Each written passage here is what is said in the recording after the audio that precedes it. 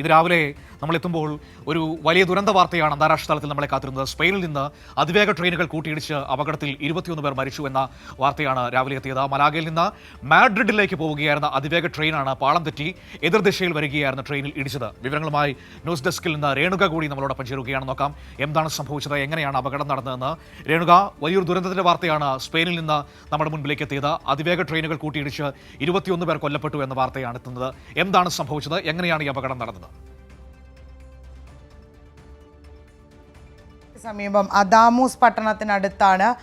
ഏകദേശം സ്പാനിഷ് സമയം പ്രാദേശിക സമയം 6:40 ഇന്നലെ 6:40 ഇത്തരത്തിൽ വലിയ ഒരു ദുരന്തം നടന്നിട്ടുള്ളത്.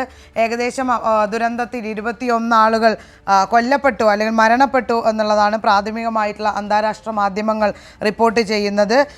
മലാഗയിൽ നിന്ന് മാഡ്രിഡിലേക്ക് പോവുകയായിരുന്ന ട്രെയിന് പാളം തെറ്റി മറിയുന്ന സമയത്ത് എതിർദിശയിൽ വരുന്ന മറ്റൊരു ട്രെയിനുമായി കൂട്ടിയിടിച്ച് ആ ട്രെയിനും പാളം തെറ്റി. 2 ട്രെയിനുകൾ പാളം തെറ്റിയാണ് ഇത്തരത്തിൽ അതീവ ഗുരുതരമായിട്ടുള്ള വലിയ ഒരു ദുരന്തമുണ്ടായിട്ടുള്ളത്.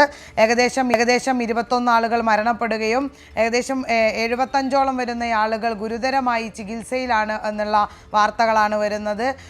ട്രെയിൻ യാത്ര പുറപ്പെട്ടിട്ട് ഏകദേശം 10 മിനിറ്റ് മാത്രമേ കഴിഞ്ഞിട്ടുള്ളായിരുന്നു. അതായത് മലാഗയിൽ നിന്ന് ട്രെയിൻ യാത്ര തിരിച്ചിട്ട് 10 മിനിറ്റ് ആയ സമയത്താണ് ഇത്തരത്തിലൊരു അപകടമുണ്ടായിട്ടുള്ളത്. യാത്ര തിരിക്കുന്ന സമയത്ത് ട്രെയിനിൽ ഏകദേശം 300ഓളം വരുന്ന യാത്രക്കാരുണ്ടായിരുന്നു എന്നുള്ളതാണ് പ്രാഥമിക വിവരം. നിലവിൽ കോച്ചുകളിലടക്കം കുടുങ്ങിക്കിടക്കുന്ന ആളുകളുടെ അടക്കം അതീവ ഈ ദുരന്തം ഉണ്ടായ സമയത്ത് കോച്ചുകളിലടക്കം കുടുങ്ങിക്കിടക്കുന്ന ആളുകളെ രക്ഷപ്പെടുത്താനുള്ള രക്ഷാപ്രവർത്തനം പുരോഗമിച്ചു കൊണ്ടിരിക്കുകയാണ് എന്നുള്ള വാർത്തകളാണ് മനു സ്പെയിനിൽ നിന്ന് റിപ്പോർട്ട് ചെയ്യുന്നത്.